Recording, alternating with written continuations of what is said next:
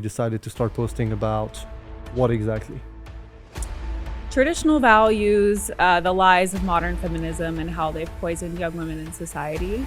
And honestly, just the fact that it's okay to like your husband. My name is Savanna Stone, and I am a stay-at-home wife as well as a social media influencer now. I started posting about 2 months ago on Instagram and TikTok, just honestly about common sense in marriage and in relationships and traditional values. And I think it really resonated with people very quickly. And I grew my audience from 0 to over 200,000 on all platforms in about 2 months. That's crazy. So yeah, it's been kind of a very quick, turning my life upside down. But Right. yeah. Amazing. And Savannah, how old are you? I'm 19, turning 20 in a month. What month is that? June? What day? 9th. June 9th. Okay. 19 years old. You started posting, or you've been posting for a while, but 2 months ago you decided to start posting about what exactly? Traditional values, the lies of modern feminism and how they've poisoned young women in society. And honestly, just the fact that it's okay to like your husband. Pretty common sense to me. Okay. And so it's been 2 months. You told me earlier today that a month ago you had 10,000 followers. Yeah. And today on Instagram you have, I think 130K? 147,000 last I checked. Yeah. So So yeah, she Cool. doesn't even know she's blowing up. She doesn't even know. That's amazing. What about TikTok? I think I'm close to 200K on there. Okay. Like 186K or something. I don't know. I love it. Well, what that tells you is that there's a big need for your message. Yeah. And I mean, I see your content. I was in Dubai when I first, stumbled into one of your reels, and I was like, wait, who is this girl?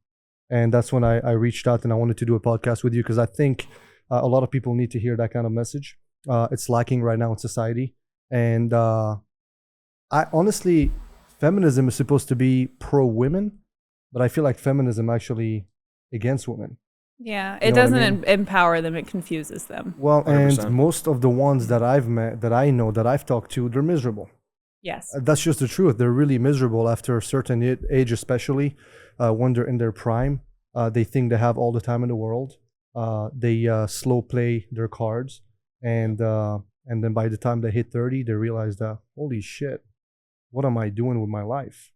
And then it's so hard for them to find somebody who they can settle with. And the one that they can actually get with, they're not, those guys are not the one they want in general. So it's not like, yeah, you can hook up with a guy, you can meet a guy, you can have fun with a guy.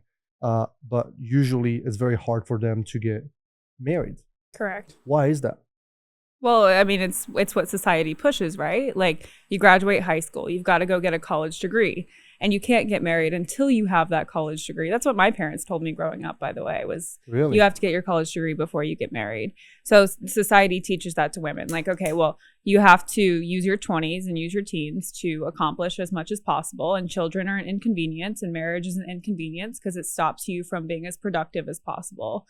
Society wants to utilize women. They don't want them to actually live out their purpose, is the problem. So feminism has pushed so much propaganda that it's made women believe that. And now they're getting into their 30s, late 30s, almost 40s, and they're like, oh, I'm not married. I don't have kids. All that I have to my name is some degree that's not, it's temporary, or some job title, whatever it may be.